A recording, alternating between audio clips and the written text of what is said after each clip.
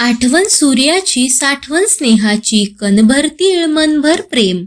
गुळाचा गोडवा ऋणानुबंध वाढवा. तिळगुळ घ्या आणि गोड गोड बोला. मकर संक्रांतीच्या आपणा सर्वांना हार्दिक शुभेच्छा. संपूर्ण महाराष्ट्रात मकर संक्रांत हा सण उत्साहात साजरा केला जातो. वर्ष 2026 मध्ये मकर संक्रांत 14 जानेवारीला आहे व या दिवशी बुधवार वार आलेला आहे.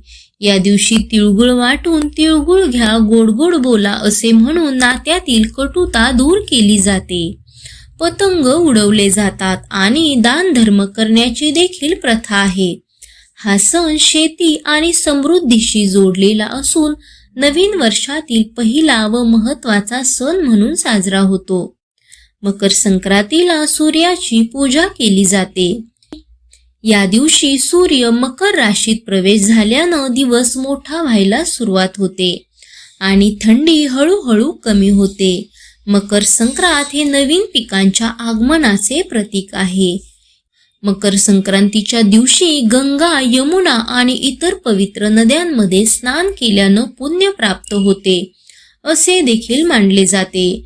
दरवर्षी आपण स्त्रिया संक्रांतीची अगदी आतुरतेने वाट पाहत असतो, कारण हा दिवस सौभाग्याचा आहे.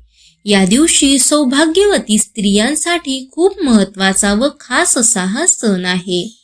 म्हणूनच संक्रांत कशावर आली आहे हा प्रश्न सर्वांनाच पडतो. तर चला मग पाहूयात. चॅनलवर नवीन असाल तर लाईक सबस्क्राईब नक्की करा. यंदा 2026 मध्ये संक्रांत ही 14 जानेवारी बुधवार या दिवशी आलेली आहे.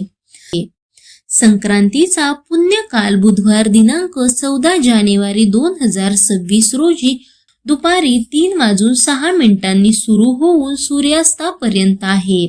सूर्याचे मकर संक्रमण बालवकरणावर होत असल्यानं वाहन वाघ असून उपवाहन घोडा आहे. संक्रांती देवीने पिवळे वस्त्र परिधान केले असून हातात गदा घेतलेली आहे. तिने केशराचा टिळा लावलेला आहे.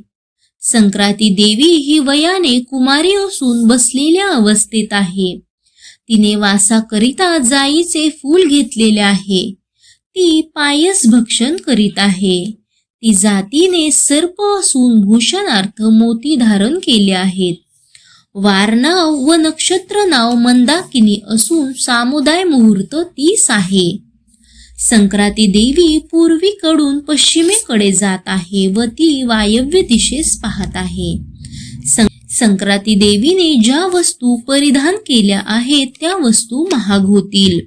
संक्रांती जेथून आली आहे तेथील जनतेला सुख प्राप्त होईल.